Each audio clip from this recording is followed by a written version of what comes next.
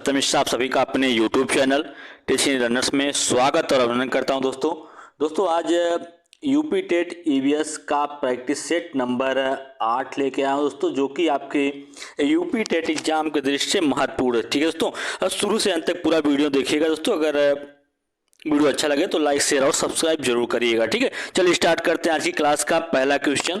या दोस्तों पहला क्वेश्चन देखिएगा, क्या पूछ रहा है। कह रहा है कि निम्नलिखित भारतीय राज्यों में से किस राज्य की कोई समुद्री सीमा नहीं है। गुजरात, गोवा, राजस्थान या महाराष्ट्र।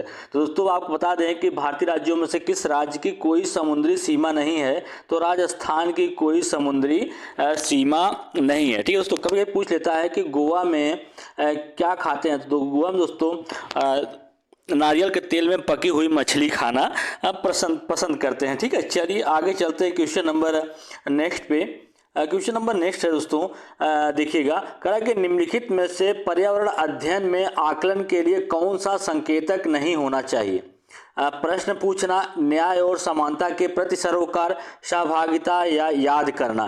दोस्तों आपको बता दें कि पर्यावरण अध्ययन में आकलन के लिए कौन सा संकेतक नहीं होना चाहिए, तो याद करना नहीं होना चाहिए। ठीक है, जबकि प्रश्न पूछना, न्याय और समानता के प्रति सरोकार या सहभागिता मतलब किसी चीज़ में भाग लेना, ये सभी शामिल हैं, लेकिन याद करना वो शामिल नहीं है। ठीक है, चलिए आगे चलते हैं। क्वेश्चन नंबर नेक्स्ट देखिएगा दोस्तों। कह रहा है कि वायुमंडल की सबसे ठंडी परत कौन सी होती है। वायुमंडल दोस्तों निम्नलिखित परतें जो हैं तहत तापमंडल, क्षोभमंडल, मध्यमंडल, आयनमंडल सभी क्या है वायुमंडल की परतें होती हैं।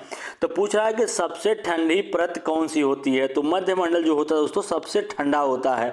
और सबसे गर्म दोस्तों कभी कभी पूछ लेता है कि ग्लोबल वार्मिंग के दौरान सबसे ज़्यादा गर्म कौन सा होता है। तो क्षोभमंडल सबसे ज़्यादा गर्म होता है। कब? ग्लोबल वार्मिंग की घटना जब घटित होती है तब। और ग्लोबल वार्मिंग की घटना किसके कारण घटित होती है? कार्बन डाइऑक्साइड के कारण घटित होती है। ठीक है, चलिए दोस्तों आगे चलते हैं। क्वेश्चन नंबर नेक्स्ट देखिएगा। क्वेश्चन नंबर नेक्स्ट है, कह रहा है कि निम्नलिखित रोगों का वह समूह चुनिए जो मच्छरों के द्वारा फैलता है। इसमें से कौन सा ऐसा रोग का समूह है जो कि मच्छरों द्वारा फैलता है। ऑप्शन 1 है dengue, malaria, chikungunya. Option second है मलेरिया, हैजा, मियादी बुखार। ऑप्शन थर्ड है मलेरिया, डेंगू, हैजा। ऑप्शन 4 है मलेरिया, चिकनगुनिया, मियादी बुखार। तो मच्छरों द्वारा फैलने वाले रोगों का जो समूह है डेंगू, मलेरिया और चिकनगुनिया, ये राइट जवाब है। ठीक है, तो इस क्वेश्चन का राइट जवाब क्या होगा? ऑप्शन नंबर फर्स्ट इसका राइट जवाब होगा। चलिए दोस्तों क्वेश्चन नंबर नेक्स्ट पे चलते हैं। कहा कि मधुबनी चित्रों को बनाने के लिए चित्रकारों द्वारा उपयोग किए जाने वाले रंग होते हैं। ऑप्शन 1 है सोने चांदी को घोलकर बनाए गए पेस्ट। ऑप्शन सेकंड है पीसे हुए चावल के रंगीन घोल। या ऑप्शन थर्ड है विशेष प्रकार से बने पोस्टर रंग। ऑप्शन 4 है अति उत्तम गुणवत्ता के फाइबर पेंट। तो मधुबनी चित्रों को बनाने के लिए पीसे हुए चावल के रंगीन घोल का यूज किया जाता है। तो इस क्वेश्चन का राइट जवाब क्या होगा? ऑप्शन नंबर सेकंड इसका राइट जवाब होगा। चलिए दोस्तों आगे चलते हैं। क्वेश्चन नंबर नेक्स्ट देखिएगा। कह रहा है कि डिसलेक्सिया मुख्यतः की समस्या के संबंधित होता है। बोलने और सुनने से, पढ़ने से, सुनने और बोलने से। दोस्तों आपको बता दें डिसलेक्सिया जो होता है वो क्या होता है? पढ़ने संबंधित समस्या होती है, तो उसके डिसलेक्सिया कहा जाता है। तो इस क्वेश्चन का राइट जवाब ऑप्शन नंबर सेकंड है। दोस्तों गणना, अगर किसी बच्चे को गणना संबंधित दोस्त है तो उसे क्या कहेंगे? डिसकैलकुलिया कहा जाता है। और अगर बच्चा लिखने संबंधित कोई गलती कर रहा है तो उसे क्या कहेंगे? डिस्ग्राफिया कहा जाता है। चलिए आगे चलते हैं। क्वेश्चन नंबर नेक्स्ट दोस्तों देखिएगा। कह रहा है कि एक शिक्षक पढ़ाते समय श्रव्य दृश्य सामग्री एवं शारीरिक गतिविधियों का प्रयोग करता है क्योंकि ये अधिगम वृद्धि में अधिकतम इंद्रियों का उपयोग करते हैं। ऑप्शन सेकंड है शिक्षकों को आराम उपलब्ध कराते हैं। ऑप्शन थर्ड है प्रभावी आकलन को सुगम बनाते हैं। या शिक्षार्थियों को दिशा परिवर्तन उपलब्ध कराते हैं। दोस्तों आपको बता दें कि इस क्वेश्चन का राइट जवाब जो होगा कि दृश्य श्रव्य सामग्री और शारीरिक गतिविधियों का अधिक उपयोग करने से क्या होता है कि अधिगम के वृद्धि में अधिकतम इंद्रियों का उपयोग करते हैं। ठीक है, इस क्वेश्चन का राइट जवाब क्या है? ऑप्शन नंबर फर्स्ट है। चलिए आगे चलते हैं। क्वेश्चन नंबर नेक्स्ट देखिएगा। कहे कि के अलावा बच्चों के विकास को आकार देने वाले वातावरणीय कारकों में निम्नलिखित सभी शामिल हैं। इसमें कह रहा है कि कौन से ऐसे कारक हैं, वातावरणीय कारक हैं जो कि बच्चे के विकास में सभी सम्मिलित हैं सिवाय एक के, एक को छोड़ के। ठीक है, शिक्षा की गुणवत्ता, पौष्टिकता की गुणवत्ता और सांस्कृतिक और शारीरिक गठन। दोस्तों ये बिल्कुल यही शामिल नहीं है। ठीक है, तो इस क्वेश्चन का राइट जवाब क्या होगा? ऑप्शन नंबर थर्ड होगा। चलिए दोस्तों आगे चलते हैं क्वेश्चन नंबर नेक्स्ट पे। सभी क्वेश्चन आपकी परीक्षा के दृष्टि से महत्वपूर्ण हैं। ठीक है, क्या है कि नेफेंथीस एक पौधा है जो मेढकों, कीड़ों मकोड़ों, चूहों जैसे छोटे जीवों को अपने अंदर फांस कर खा जाता है। हमारे देश में यह कहाँ पाया जाता है? असम में पाया जाता है, अरुणाचल प्रदेश या उड़ीसा या मेघालय? तो ये कहाँ पाया जाता है दोस्तों? मेघालय में पाया जाता है। चलिए आगे चलते हैं, क्वेश्चन नंबर नेक्स्ट देखिएगा।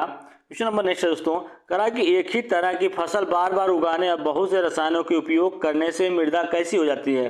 किसी विशेष फसल के लिए उपयोगी बन जाती है, सिंचाई के लिए उपयुक्त बन जाती है, उर्वरक बन जाती है या बंजर हो जाती है? तो इस क्वेश्चन का राइट जवाब क्या होगा? ऑप्शन नंबर 4 होगा। ठीक है, चलिए आगे चलते हैं, क्वेश्चन नंबर नेक्स्ट देखिएगा। क्वेश्चन नंबर नेक्स्ट है कि तरुण भारत संघ नामक समूह संबंधित है स्कूल में दोपहर का पका हुआ भोजन उपलब्ध कराने में, आर्थिक रूप से कमजोर वर्गों के बच्चों के लिए निःशुल्क कोचिंग कक्षाएं चलाने में, पुरानी झीलों पुनर्निर्मित करने में या विशेष रूप से सक्षम बच्चों को सीखने में मदद करने में।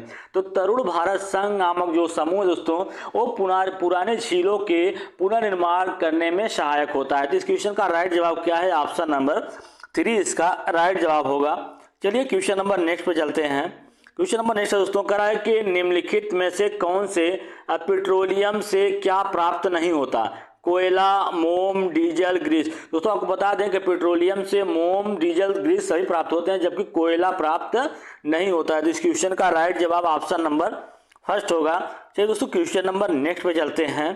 क्वेश्चन नंबर नेक्स्ट है कह रहा है कि निम्नलिखित में से कौन अंतर्राष्ट्रीय ख्याति प्राप्त वेट लिफ्टर हैं? सुनीता विलियम्स, सूर्यमणि, बचेंद्री पाल या Karnam Malleswari?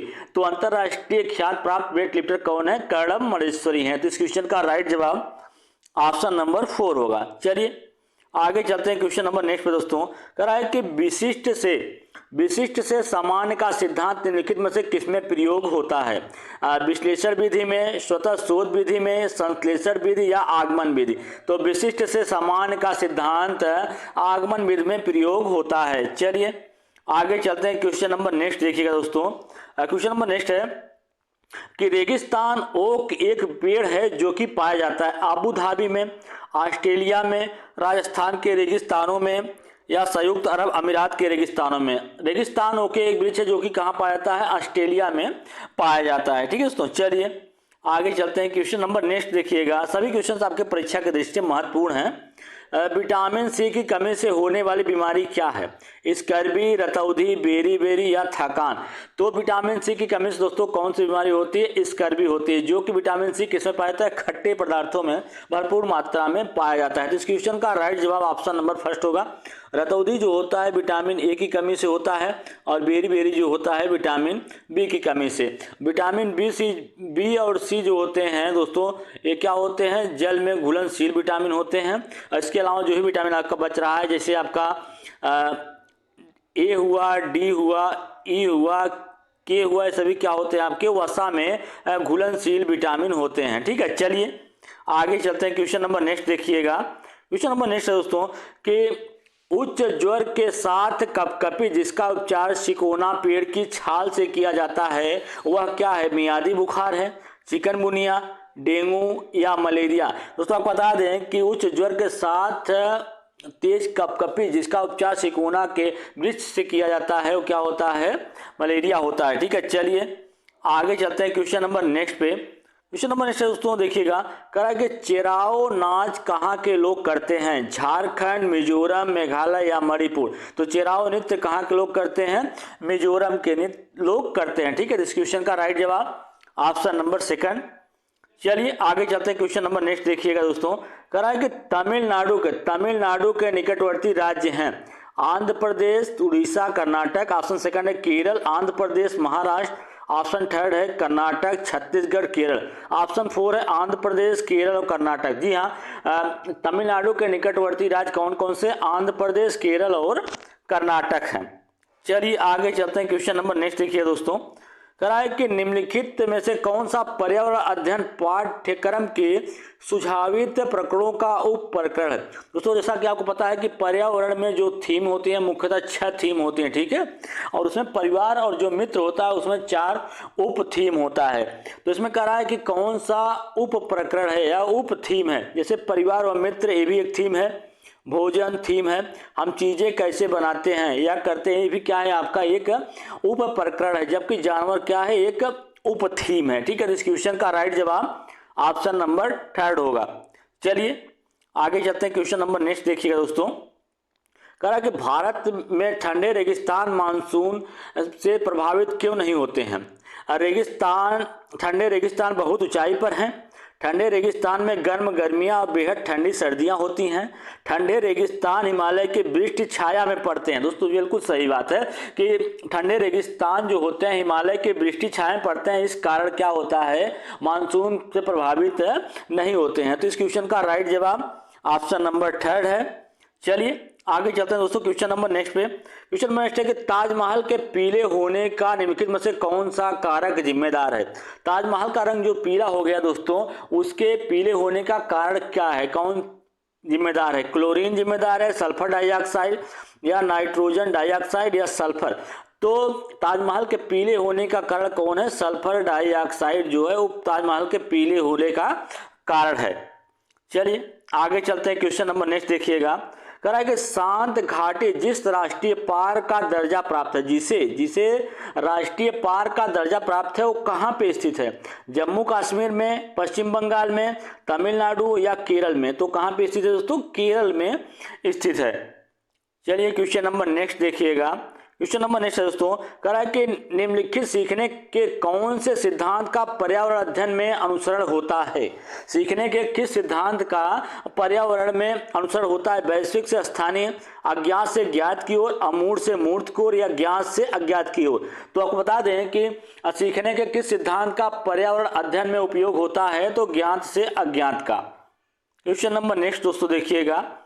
Question number next है, कह रहा है कि नीचे दिए गए सूची पर विचार कीजिए। कछुआ, घड़ियाल, कौवा, बत्तख, मछली, इस सूची में से निम्नलिखित में से कौन सा दूसरे से भिन्न है। इसमें से कौन सा सबसे अलग है, मछली, कौवा, घड़ियाल या कछुआ। दोस्तों इसमें से कौवा जो है वो सबसे डिफरेंट है, जबकि मछली, घड़ियाल और कछुआ सभी पानी में पाए जाते हैं, पानी में नहीं रहता। ठीक है, चलिए आगे चलते हैं क्वेश्चन नंबर नेक्स्ट पे।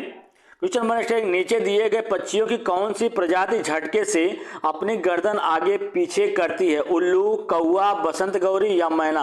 तो झटके से कौन सा पक्षी होता है जो अपनी गर्दन को आगे पीछे करता है, तो कौन होता है, मैना होता है। तो इस क्वेश्चन का राइट जवाब ऑप्शन नंबर 4 है दोस्तों। चलिए नेक्स्ट क्वेश्चन पे चलते हैं। क्वेश्चन नंबर नेक्स्ट देखिएगा। कह रहा है कि जल प्रदूषण से होने वाले रोगों का सही समूह बताइए। ये कौन सा ऐसा रोगों का समूह है जो जल के द्वारा फैलता है। तो हैजा, पेचिस, पोलियो या टाइफाइड। दोस्तों बिल्कुल सही, किसी ऑप्शन को देखने की जरूरत ही नहीं है।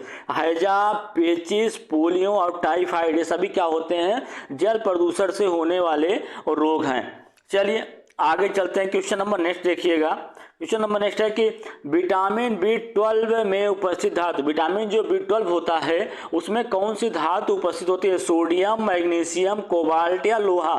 तो इसमें कौन सी धातु पाई जाती है, कोबाल्ट पाया जाता है। ठीक है, चलिए आगे चलते हैं, क्वेश्चन नंबर नेक्स्ट देखिएगा। क्वेश्चन नंबर नेक्स्ट है कि संविधान सभा ने राष्ट्रीय गान को कब अपनाया था। 20 जनवरी 1950 को, 24 जनवरी 1950 को या 21 मई 1949 को, 13 नवंबर 1949 को। संविधान सभा ने राष्ट्रीय गान को 24 जनवरी 1950 को अपनाया था। और संविधान को बनने में कितना समय लगा था, 2 वर्ष 11 महीना 18 दिन लगा था संविधान का बनने में, संविधान के निर्माण में। ठीक है, चलिए आगे जाते हैं, क्वेश्चन नंबर नेक्स्ट देखिएगा। कह रहा है कि वन्य जीव रक्षा के क्षेत्र में उल्लेखनीय योगदान के लिए भारत सरकार द्वारा स्थापित पुरस्कार। वन्य जीव रक्षा के क्षेत्र में दोस्तों उल्लेखनीय योगदान देने के लिए भारत सरकार द्वारा कौन से पुरस्कार स्थापित किया गया है, कौन सा पुरस्कार दिया जाता है। ऑप्शन 1 है गार्गी पुरस्कार, ऑप्शन सेकंड है इंदिरा गांधी पर्यावरण पुरस्कार, ऑप्शन थर्ड है अमृता देवी बिश्नोई पुरस्कार, या ऑप्शन फोर है प्रियदर्शनी पुरस्कार। तो वन्य जीव रक्षा के क्षेत्र में उल्लेखनीय योगदान के लिए अमृता देवी बिश्नोई पुरस्कार से सम्मानित किया था या स्थापित किया गया भारत सरकार द्वारा। ठीक है, आज के इतना ही दोस्तों। अगर आपको मेरा वीडियो अच्छा लगे तो लाइक शेयर और सब्सक्राइब जरूर करिएगा। ठीक है।